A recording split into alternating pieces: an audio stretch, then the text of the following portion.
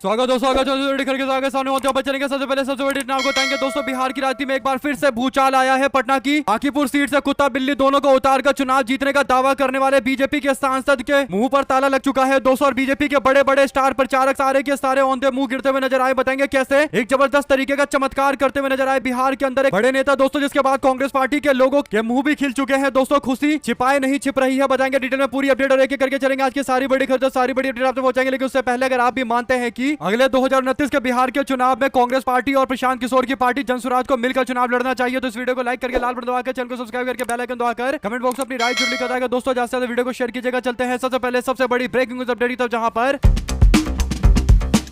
बिहार की राजनीति में एक बार फिर से भूचाल आ गया है दोस्तों। पटना की बांकीपुर सीट जो पिछले 3 दशकों से बीजेपी आज तक नहीं हारी दोस्तों, यानी 1995 से लेकर आज तक भारतीय जनता पार्टी को कभी हार का सामना नहीं करना पड़ा। जिस सीट से भारतीय जनता पार्टी ने विधायक नितिन नवीन को कई बार चुनाव लड़वाया, उनके पिता चुनाव लड़े दोस्तों, और विपक्ष के कई सारे सूरमा आकर यहाँ पर चुनाव लड़के हार के चले गए दोस्तों। ऐसे में नितिन नवीन की इस सीट को, बीजेपी के राष्ट्रीय अध्यक्ष के इस सीट को भारतीय जनता पार्टी के लिए बिहार के अंदर सबसे मजबूत और अभेद किला माना जाता था दोस्तों, जहाँ पर ज्यादातर कायस्थ समाज के लोग यानी सवर्ण समाज के लोग रहते थे दोस्तों। ऐसे में इस सीट पर भारतीय जनता पार्टी को औंधे मुंह गिरना पड़ा। आपको बता दें कि पिछली बार आज से केवल 8 महीने पहले भारतीय जनता पार्टी यहां चुनाव लड़ी तो बीजेपी को 1 लाख के आसपास वोट मिला दोस्तों। 58,000 के वोटों के अंतर से बीजेपी बांकीपुर का चुनाव जीती थी। बल्कि 2015 में नीतीश कुमार और लालू यादव जी जब साथ में आए थे दोस्तों, तभी इस सीट पर भारतीय जनता पार्टी को अच्छे खासे अंतर से चुनाव में जीत मिला था। और इतनी मजबूत सीट होने के बावजूद पूरा बीजेपी का तंत्र यानी भारतीय जनता पार्टी के राष्ट्रीय अध्यक्ष की सीट होना और बीजेपी के राष्ट्रीय अध्यक्ष का बार बार बांकीपुर जाना और साथ में बीजेपी की पुलिस व्यवस्था का होना, बीजेपी के मुख्यमंत्री का होना, तमाम सरकारी तंत्र के होने के बावजूद इस सीट पर एक नई पार्टी प्रशांत किशोर की पार्टी जनसुराज ने झंडा गाड़ा दोस्तों। कांग्रेस पार्टी का एक बड़ा वर्ग जनसुराज पार्टी के साथ में खड़ा था, जिस पर प्रशांत किशोर ने आभार भी जताया था दोस्तों। ऐसे में सोशल मीडिया पर इस मामले को लेकर पूरी तरीके से आग लग चुकी है। जहां देखो वहां प्रतिक्रियाएं आनी शुरू हो गई है दोस्तों। जनसुराज पार्टी के समर्थकों ने जश्न मनाना शुरू कर दिया है। कैंप ऑफिस में मिठाइयां बांटी जा रही है। दूसरी तरफ बीजेपी के खेमे में पूरी तरीके से सन्नाटा पसरा हुआ है दोस्तों। बीजेपी ने कई 100 किलो लड्डू मंगवा लिए थे, बनवाए जा रहे थे और तमाम तरीके से जश्न मनाने की कोशिश बीजेपी कर रही थी, क्योंकि भाजपा को लग रहा था कि ये उनका गढ़ है और कभी हारेंगे नहीं। लेकिन किसी का नहीं होता, गढ़ जनता का होता है। राजनीतिक विशेषज्ञों ने इसे एक बहुत बड़ा मामला बताया है दोस्तों। और ये कोई उपचुनाव नहीं बल्कि एक संकेत है। जनता ने सत्ता के प्रति अपनी अंदरूनी नाराजगी को दिखाया है और कुछ लोगों ने हाल ही के जनजी आंदोलन से इस मामले को जोड़ा है दोस्तों। यानी युवा सड़कों पर उतरे दिल्ली में और बिहार में तो और बड़ी संख्या में युवा मैदान में उतर गए। तो उन युवाओं का आक्रोश है, उनके परिवार के लोगों का आक्रोश है कि बीजेपी को उसके सबसे मजबूत गढ़ में हार का सामना करना पड़ा है दोस्तों। 31 राउंड की पूरी तरीके से वोटिंग के बाद प्रशांत किशोर ने अपना झंडा गाड़ दिया और भाजपा के प्रत्याशी नीरज कुमार सिन्हा दूसरे नंबर पर रहे। आरजेडी की प्रत्याशी रेखा गुप्ता तीसरे नंबर पर रही दोस्तों। ऐसे में पता की बात यह है कि इस सीट पर मुस्लिम समुदाय और सिख समुदाय के वोट लगभग ना के बराबर है दोस्तों। इसके बावजूद क्योंकि ये सीट सवर्ण समाज के बहुतायत वाली सीट है, तो ज्यादातर सवर्ण समाज के लोग जो बीजेपी को वोट करते हैं दोस्तों, उन्होंने बिहार के कई मामले को लेकर, खासकर अभी हाल फिलहाल में भूषण तिवारी की हत्या के मामले को लेकर अपना बदला निकाला है दोस्तों। ऐसे में बीजेपी का जो हार्डकोर वोटर है वो भी बीजेपी से छिटक रहा है। यहाँ तक कि भारतीय जनता पार्टी का गुणगान गाने वाले सोशल मीडिया के जाबाजों को भी आजकल काफी ज्यादा रोना धोना पड़ रहा है दोस्तों। आज जमकर रो रहे हैं। जो बड़ी अपडेट है वो ये कि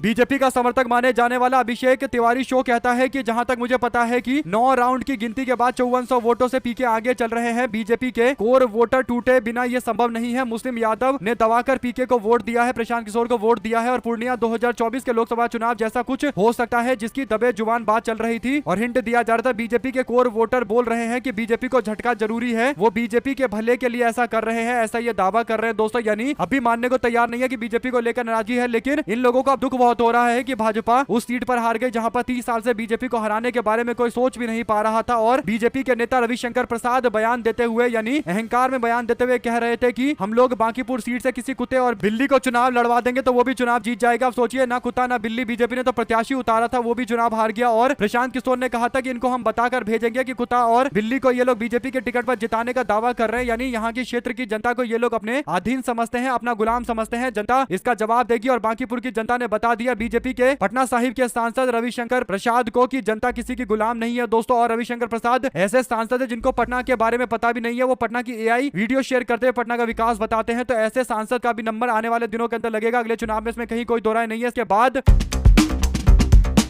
पत्रकारों की प्रतिक्रिया आनी शुरू हो गई है। दोस्तों राजदीप सरदेसाई बोलते हैं कि बांकीपुर बीजेपी 1995 से कभी नहीं हारी है, 4 बार यहां से विधायक रहे हैं नितिन नवीन और 58,000 वोट से इन्होंने चुनाव जीता भी था। ऐसे में आज का दिन काफी ज्यादा ऐतिहासिक होगा, क्योंकि चुनावी रणनीति बनाने वाला व्यक्ति अब खुद नेता चुन लिया गया है, यानी बहुत कुछ होने को है अब बिहार की राजनीति में। ऐसे में प्रशांत किशोर को लेकर कांग्रेस पार्टी के लोगों की प्रतिक्रिया सामने आ रही है। दोस्तों कांग्रेस के समर्थकों ने अब पार्टी पर दबाव बनाना शुरू कर दिया है। ऐसे में जो बड़ी अपडेट है दोस्तों वो ये कि नितिन नवीन को अकेले प्रशांत किशोर ने नहीं हराया, बल्कि बीजेपी के बड़े बड़े नेताओं को इस पूरे चुनाव के अंदर हल्के हल्के अंतर से हराया है दोस्तों। यानी नितिन नवीन के बूथ पर बीजेपी हारी, रामकृपाल यादव जो बीजेपी के वरिष्ठ नेता है उनको चुनाव उनके बूथ पर वो चुनाव हार गए हैं दोस्तों। ऐसे ही बीजेपी के जो उम्मीदवार नीरज कुमार थे उनके बूथ पर नीरज कुमार हार गए। सीपी ठाकुर बीजेपी के वरिष्ठ नेता के बूथ पर बीजेपी हार गई। ऐसे ही भारतीय जनता पार्टी का जो पहला उम्मीदवार था अभिषेक बंटी, उसके बूथ पर भी बीजेपी हार गई। तो पूरी तरीके से प्रशांत किशोर ने एक दो नहीं बल्कि पूरे बीजेपी के इकोसिस्टम को जवाब दिया है कि भाजपा वाले बिना 10,000 रुपए बांटे आसपास भटकेंगे भी नहीं। इस तरीके का चुनाव जनता लड़ना चाहती है। अगर आप भी मानते हैं कि प्रशांत किशोर को इस बात की लेकर काफी ज्यादा तारीफ की जानी चाहिए प्रशांत किशोर की, तो लिखकर जरूर बताएगा। चलते हैं एक और बड़ी अपडेट दोस्तों, जहां पर कई लोग बोल रहे थे कि आखिर उपेंद्र कुशवाहा के बेटे को क्यों नहीं चुनाव लड़वा देती भारतीय जनता पार्टी बांकीपुर से, ताकि वो चुनाव जीत जाए और कोई सीट खाली भी नहीं करवानी पड़े, क्योंकि उपेंद्र कुशवाहा के बेटे 6 महीने से ज्यादा मंत्री रह चुके हैं, बिना विधानसभा का मेंबर हुए और बिना एमएलसी बने हुए। तो इसे देश के अंदर कानून का उल्लंघन बताया गया दोस्तों। ऐसे में अब जो अपडेट है वो ये कि उपेंद्र कुशवाहा के बेटे को इसलिए चुनाव नहीं लड़वाया गया क्योंकि यहाँ पर खुद बीजेपी के नेता नितिन नवीन चुनाव हार जाएंगे, जिस तरीके की स्थिति बन गई थी दोस्तों। और प्रशांत किशोर की जीत अपने आप में एक बहुत बड़ी बात है। आपको बता दें कि 20,000 से बांकीपुर हारते अगर उनका बेटा चुनाव लड़ता यहाँ पर तो जातिवाद की अधिकता हानिकारक होती है। और बांकीपुर बना 2018 का गोरखपुर 2018 में उत्तर प्रदेश के अंदर गोरखपुर का लोकसभा उपचुनाव हुआ था दोस्तों। और ये सीट बीजेपी के मुख्यमंत्री योगी आदित्यनाथ की थी। नारा था कि उत्तर प्रदेश में रहना होगा, योगी योगी कहना होगा, यानी अहंकार वाली बातें चल रही थी दोस्तों। इसके बाद जनता ने गोरखपुर हरा दिया, प्रयागराज हरा दिया, तो इसके बाद बीजेपी वालों को तगड़ा झटका लगा। और ऐसे ही अब बिहार से भी ये बड़ी अपडेट है दोस्तों। लेकिन बीजेपी ने बिहार में दूसरी पार्टी से आने वाले सम्राट चौधरी को अपना मुख्यमंत्री बनाकर अपने पैर पर पहले ही कुल्हाड़ी मार ली है दोस्तों। बीजेपी के अंदर और ज्यादा बगावत होगी। जो बीजेपी के असली नेता है, चाहे विजय सिन्हा हो या फिर अश्वनी चौबे हो, अब ये सब लोग उन नेताओं पर निशाना साधेंगे जो बाहर से आकर बीजेपी में बड़े बड़े पोस्ट पर आकर बैठ गए मोदी और शाह के कारण। यानी मोदी और शाह को लेकर इनडायरेक्ट तरीके से विरोध अब बिहार बीजेपी में शुरू होने वाला है। साथ साथ